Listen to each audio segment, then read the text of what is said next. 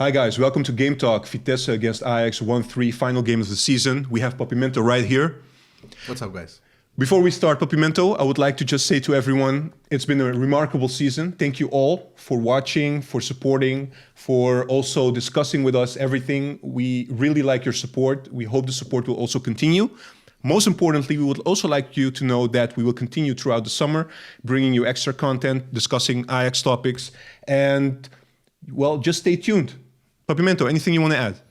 Yeah, I just want to say thank you for all the comments on YouTube, on Twitter. We really love the engagement, and we will continue doing that for the next season. So stay with us.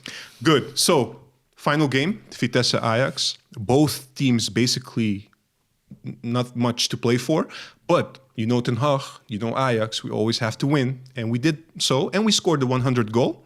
Haller scored of beauty. A nice attack goal. Yeah. So in general, any key takeaways? And most importantly, after the game, I just want to reflect back with you on the season. Mm-hmm. A couple of highlights maybe for you.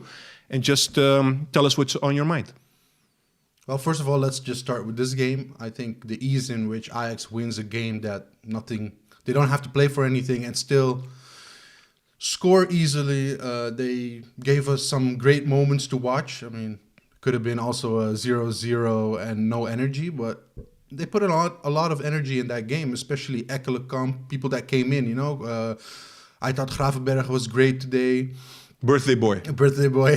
Congratulations, by the way. Congratulations, Ryan. But Martinez, always great. Haller scored a beauty in the first goal, but it was the whole passing. Kudus to Gravenberg to Ekkelenkamp, and the way Ekkelenkamp played was to Haller was amazing. So that's the first time I really saw some skill from Ekkelenkamp that I'm like, okay.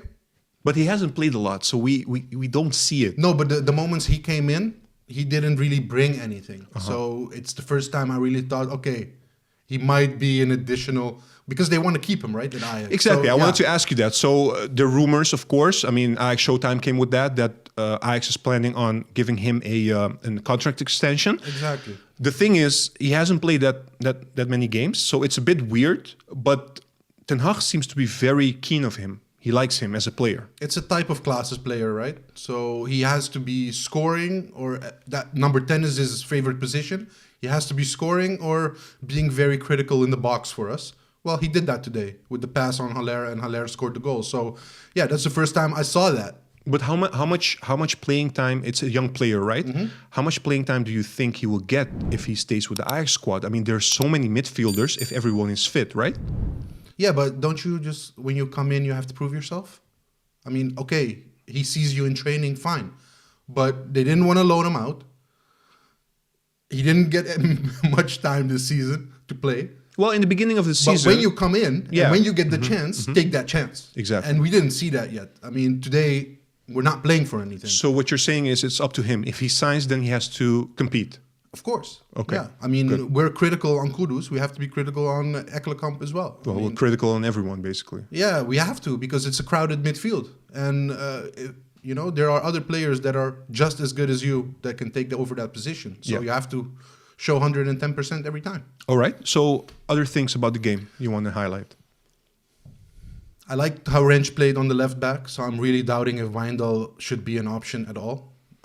I think when Blind comes back, he can be an option on LB if Rensch is not playing perfect. So, yeah, I think Ten Hag's going to have a lot of choices to make for next season. So are you saying you don't think we need Wijndal? A backup? No, I don't think we need a backup. No, but Wijndal, if we get Wijndal, he won't be a backup. He will be first player, but that means Rensch won't play as much. Because I don't see the Martinez Timber going away anytime soon, and I don't think there's a better right back as Mazraoui. So, or Mazraoui is being sold, then maybe. But yeah, we have to wait and see what happens. Okay, so anything else? Kudus was amazing sometimes with his skill, but he was also the man that made the mistake. What happened there with when we conceded the goal? He just had the ball backwards. And I think that's not something you usually do. But did he mistime the ball or something? I mean, the movement of his neck was that he wanted to back pass it. So you think it was intentional? I think it was intentional, but the striker from Vitesse really anticipated well on that. I think Schuurs, he could have done maybe more at the end, not lie down, but just keep walking with the defender. But in essence, it's a fault of Kudus. The ball should never get there. If you can't control it, just let it be, right? Good. Don't give an assist. Exactly. Exactly. But I just want to be very like the first goal, okay? Because that was amazing. It was a Kudus pass from the side. He could have gone back with the pass. He didn't. He went sideways to Gravenberg. That opened up everything. Gravenberg with a forward pass to Ekkelenkamp. And Ekkelenkamp with one touch laying it for Haller. So that was a beauty of a goal. 100 goal. Nice goal. Yeah, and the 100 goals. Yeah. So that was amazing. And the second goal. Because the second goal was Schuurs dribbling in after a bad pass from Vitesse. And finally we see a good counter-attack from Ajax. And I love a good counter-attack sometimes. I know Ajax is not from the counter-attack. Because it's scarce with us. It doesn't happen really that scarce much. Because we always mess it up in the counter and then we have to stop and then the Ajax game continues. But it's also sometimes nice to see a different kind of pace. But at the same time, Vitesse is one of the teams. They also did it in the first game we played against them early in the season. They're one of the teams that don't go back and just sit deep. They do open up and they do play attacking football. So then you have, as Ajax, you have much more opportunity to counterattack. But I do agree with you. We don't score that many times in the counter. In the counter. And Schuurs could have given just a sideways pass to Anthony, but he didn't. He dribbled in pretty long and then he gave it to the other side to Ekkelenkamp, which Ekkelenkamp gave to Tadic. And then Tadic back to Ekkelenkamp, I think. And then Ekkelenkamp gave the assist to a running Anthony. Actually, pretty easy. Yeah, well, actually, Haller was the first one a little bit. Yeah, okay. But Listen, Anthony with the finish. At the end of the day, we also had a couple of subs in the second half. In general, it was an easy game. I mean, Vitesse was trying, but I mean, all their shots, they were playing more American football than real soccer or football that we are in Europe. They didn't seem like very dangerous, but also because we did very good job. So in general, which player stood out for you today? Martinez is my man of the match. Okay. He always looks like a veteran in the back. Almost never makes a mistake. Very good on the ball. But there were some players today. But there were some players today that were good. Yeah. I mean, if you look at the list, mostly 7s. But Martinez is just an 8 because of the goal. I mean, a defender that scores for you gets a bit higher grade. Gets a better higher grading, and he was just very good in the defensive line. You liked Ekkelenkamp's contribution today? Yes. You liked Kudus' contribution today? I gave him the lowest number, a 6, because of the mistake. But I liked some of his actions. Really? A 6? Yeah, I give him a 6 because of the mistake. That's harsh, man. That's harsh because he didn't play bad. I'm not saying, but if he didn't make that mistake, it would have been a 7. All right. Okay, fine. Guys. A player from that caliber, as I rate Kudus, should be having an assist or a goal in a match like this. Let's ask our viewers to comment on that Kudus rating and let us know what you think. I have to be critical, man. And Haller, one of his best games for me. This is the first time I see a player with potential and that's showing growth. So he played a good game today. Yeah, he played a good game. And he was clinical. So let's see if he can continue this progress and next season. Yeah, next season is going to be important for us. Good. So, as I mentioned earlier, this season in general, in a nutshell, for you. I mean, it's a great season. We got the double, and that's amazing. We won almost every game in the eredivisie. Not real challenges. PSV, but also because we were really good also. We were really good, but PSV, we were 0-2 behind and we still came back, So also it shows the grit of the team and the quality that we have. We have Onana that, something happened. We didn't have him anymore. Huntelaar got sold to Schalke. We got Brobbey with the whole Leipzig thing. We had Traore in the striker position for the first 6 months. So we had Haller not signing up for the Europa League. Exactly. Injury of Blind. So a lot of things that happened, and you have to be happy with what we have achieved. I think if all these things didn't happen, we would have been in the final of the Europa League for sure. Final? In the final, yeah. You think we would beat United even?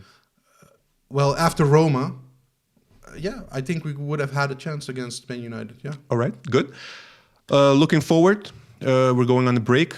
Well, not us, we're not going on a break, but the players are going on a break. And let's see what happens in the summer. and let's be ready for next season. The good thing is that we don't have to. Hopefully, we don't have to start from a lower point and grow throughout the season because we already have a team. And Ten Hag also said that most of the team will remain the same. So we might have a very good start already next year, and that might be also very important for the Champions League. That's a big might for me because when you say to me, okay, I still have to sell 50 million, I'm wondering who are those 50 millions? We already know like Nico is 15 million. So where are you going to get the 35 million from? Yeah, again, we have to wait and see. Exactly. Sulemana is being discussed to come in. Does that mean that Neres is going out or... Yeah, we don't know. But look, at the end of the day, I mean, maybe 1 or 2 players will leave, not more than that. Yeah. So it's not like last season. We lost more players, you know? Exactly. And the season before that also. So, but it will be critical next season for Ten Hag as well, you know? The best players should play. I don't know what's happening with Brobbey now, but something in me is not liking the amount of minutes he's getting. So, why? Why is that? Just a principle thing. I mean, if somebody already signed for $0 to another club, he gave you a big fuck you. Euros. Yeah, euros, sorry. A big fuck you. And then you still... Do you really feel that way? Do you still feel like... It's somebody from your youth product that signed and didn't even give some people, okay, but some people are saying it's because of Raiola. You know, it's a young boy, it's a young guy. He made a mistake. Maybe he's now, because this is rumors also. Maybe I don't know, but they're saying that there might be an opportunity to get him back because he might be thinking, you know, maybe I made a mistake. But maybe he signed, right? So we still have to pay Leipzig for him to come and play for us. Eventually, we might, yeah. Okay.